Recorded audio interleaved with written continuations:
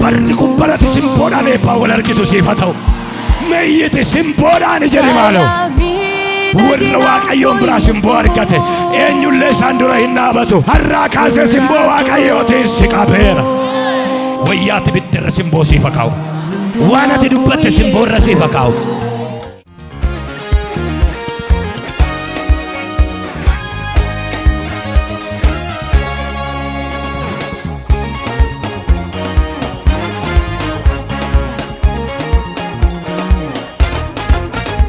Akkas jedheetan dubbadha. Akkamitti kun naa ta'a, akkamitti kun naa raawwatama warra jettanuuf nama Waaqayyoon biraa simboo argateef ta'a kun. Wangeela Luqaas boqonnaa 1 lakkoofsa 30 isa jiru walii wajjiniin ilaalla. Nama Waaqayyoon biraa simboo argate. Meeyyaati simboo jedhame maaloo. Galgala kanaa kaasee simboo isa nama duratti argatan otoo hin taane Waaqayyoon biraa simboon addaa siif haa kennamu. Waaqayyoon biraa maqaa gooftaa Yesuus Kiristoos namicha Naazreetiin simboon siif haa kennamu. Yemmus ergamichi isheedhaanii yaa Maariyaam Waaqayyoon biraa ati simboo argatteettaattiin jedhe. Kunoo hin ulfooftaa ilma sindeessaa maqaa isaa immoo Yesuus jedhiitii moggaasi. Inni guddaa in ta'a ilma Abbaas jedhamee in waamamaa. Teessoo abaabilii isaa isa kan Daawit isa kan kakuu hin kennaaf mana Yaaqoob irratti bara baraan hin moo'a. Barri gooftummaa isaas dhuma hin qabu ittiin jedhe. Nama sebira jiru harkaan qabee in sodaatin Waaqayyoon biraa simboo argatteettaa jedhin.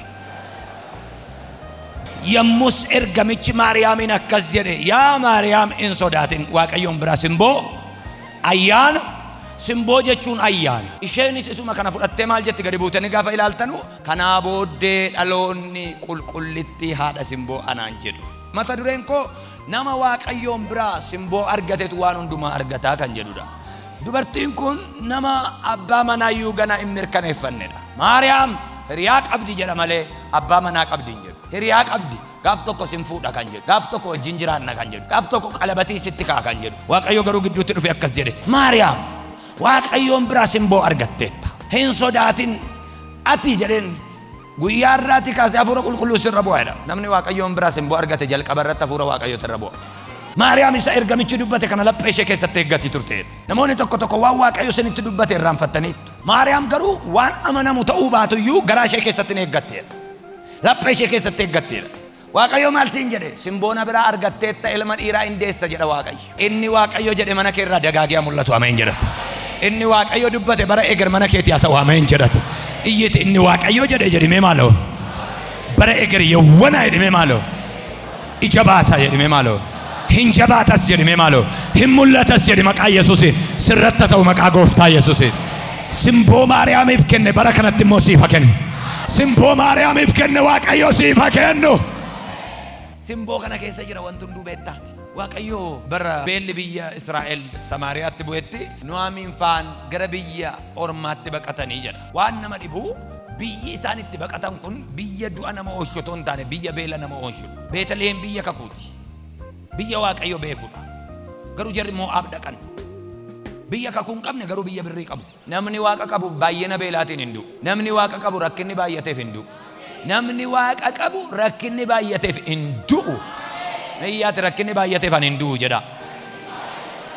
Kan isaan baqatanii beela. Beelli immoo maal namatti fida? Du'a. Du'a baqatanii dhaqanii garuu ilmaan dhiiraa lama qabdi hin du'e. Ilmaan dhiiraa kun otoo hin du'in hin dura ijoollee lama biyya sana keessa Mo'aab keessa fuudhanii turan. Gaaf tokko jedha biyyi Beetaliheem akka ishee yaadatamte Nu'aamiin hin dhageesse. Bakka silaa ijoolleen koo du'anii silaa abbaa manaan koo du'eera biyyattan deebi'a gurraacha uffadhe. Ijoollee lamaan sana keessa Ruut isheen jedhamtu hansi biraa na fuudhette.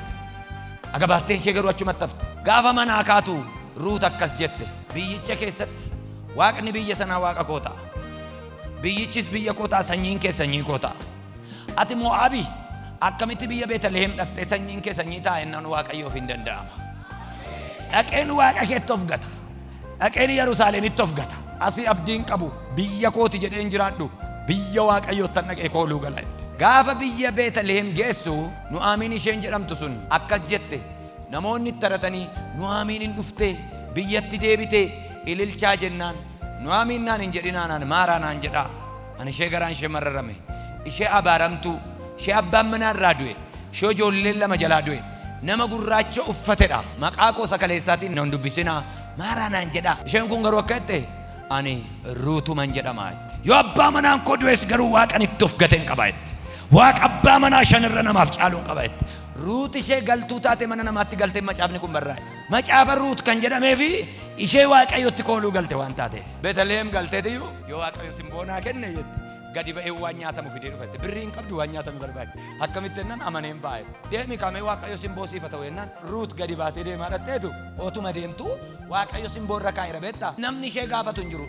Satat jetteedhuma qarmii Boo'eezitti ol galteedha. Oluma galtee qarmii funaanuu jalqabde. Boo'eezin dhufe. Eessaa dhufte haati Simboo kun yee. Waaqayyo aga bubuluu kee agarsiisu Simboo isaas irraa agarsiisaman. Ciccitaa ta'uun kee hin beekamin, rakkataa ta'uun kee hin beekamin, dhabaa ta'uun kee hin beekamin, xinnoo ta'uun kee hin beekamin. Simboon Waaqayyo adda kee irraa mul'atu fagootti. Simboon sirra ka'a jennan sirra ka'a Waaqayyo.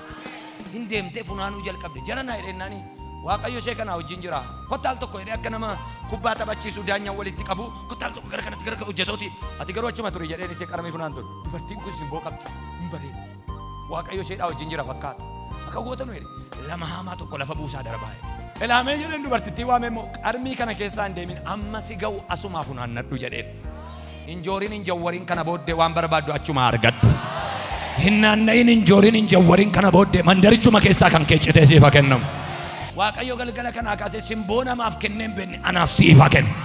Gurguddaa duratti akka kabajamtuuf xixinnoo duratti akka kabajamtuuf dhiiraaf dubartii akkasii ka'uuf maqaa Yesuus Kiristoosiin Simboo siifa kennu galgala. Dubartiin kun galgala kaasuutti baadheen galatoetti duddatti baattee galte. Qarmii funaanuu dhatteetu yubboo isaa duddatti baattee galte. Sana booddee Nu'aamiin akkana jette eessaa fiddee akkamitti argatteennaan qarmii namaatti hangalee garuu qarmii ishee hin galee malee Waaqayyo Simboo naa kenninaan jarroo haamanii na baachisanii natti kennanii akkasittan fudhee galee jennan. Egaa Waaqayyo si wajjin ta'eera. Egaa nama Simboo qabutu kana fidee dhufa malee nama Waaqayyo isaa wajjin ta'etu kana fidee dhufa malee nama Waaqayyo isa gargaaretu qarmiitti galee waan gaarii fidee dhufa malee akkasumaan wanti kun nama hundumaaf hin ta'u bor garuu jettee dibadhu dhiqadhu wayyaa haaraa geeddaradhu. Waaqayyo namichicha duratti maal sii kenneera? Simboo sii kenneera. Isheen hin argine malee Waaqayyo koo dibeera. Nu'aamiin hin argine malee Waaqayyo koo tuwwiseera. Waaqayyo akkasiifa godhuuree baran wayyaati biddeerra Simboo siifa kaa'u. Waanuma taffatte Simboo irra siifa kaa'u. Waan ati dubbatte Simboo irra siifa kaa'u. Waan ati jetterra Simboo siifa kaa'u Waaqa. Iyyaa Simboo jedhame maal? Qarmiitti galtee gaafa baatu garuu qulfii akkas gochaa deebi'aa dhufte. Maal jennaani warri dura ishee turani gombisaatti naqanii Boo'eezitti kennani. Boo'eez immoo isaan harkaa fuudheetu Ruut jedheennan kottume haadhoo koo jedhe walii galaa deemanii haadha manaa taate. Haadha qarmii turte kaleef gombisaatti walitti qabaniitu qulfii itti kenninaan akkas godhataa dhufte. Baay'inaan haadha Simboo nama Simboo argate maaltu jala dhaabataa jedhe. Waaqayyotu Simboo naa ta'e abbaa manaa yoo dhabame iyyuu Waaqayyo na wajjin tureera jedhe. Nama amanuuf akkuma Ruutitti uffiste, nama amanuuf akkuma Ruutii kennite, nama amanuuf akkuma Ruutiin jette, anaaf nama tokkoof anaaf TV handoof gaadiif barri kun bara Simboo uffachuun ufa ta'u maqaa Yesuus. Iyyitii nama Waaqayyoon biraa Simboo argate jedhi dabali. Asmiti mana taanii ameen kan jechaa jiran warra Waaqayyoon biraa Simboo argate eenyullee isaan dura hin dhaabatu. Warra Waaqayyoon Simboo argate isaan dura eenyullee hin dhaabatu. Har'aa kaasee Simboo Waaqayyootiin si qabeera. Barri kun barati Simboodhaan eebbaa wal argitu siifa ta'u. Meeyyiti Simboodhaan jedhi maaloo. Abboommiiniif labsii mootichaa yommuu dhaga'amu dubartoota baay'eedhaa fi Asteeriin gara mandara mootii isa mandara Suuzaan jirutti geessan eegumsa akka isaaniif godhuuf eegduu isa dubartoota eegutti hin kennamani. Dubartoonni kun fuula eegduu sana duratti Asteer garuu maal hin taate Simboo argatte. Isheedhaaf dibata barbaachisu nyaata gaarii akka isheen argattuuf hin gochisiise. Isheedhaaf immoo dubartoota torba kan isheedhaaf miila dhiqanu kan isheedhaaf ergamanu kan mataa ishee hojjetanu dubartii torba Asteeriif hin qaxare. Dubartoota torba wajjiniin namoota baay'ee sana keessaa qobaatti special room kan jedhamu isheedhaaf hin kennisiise. Asteer abbaa faadhaan qabdu abbaa faati ishee du'aniif namatti hirkattu hin qabdu mana eessuma isheetitti guddatte. Namnaadhaaf abbaan qabne silumaa Simboon qabu. Yoo Waaqayyo Simboo ta'eef malee dubartoota biyya sanaa hunduma keessa jiranuuf mootiidhaaf haadha manaa kan taatutu barbaadamte. Dubartiidha kan jedhamte kan hin heerumne hundumaa qe'ee Suuzaanitti walitti qabaa jennaan biyya 128 irraa walitti qabaman. Asteer jirti isheen abbaa faadhaan qabne mana namaatti guddatte. Durba waan taateef itti makattee galte. Gaafa galtu garuu jedha Waaqayyo fuula isa eegduu gidduutti yookaan immoo warra ijoollota kana walitti qabanii eeganu keessa alaqaa duratti simboo argatte.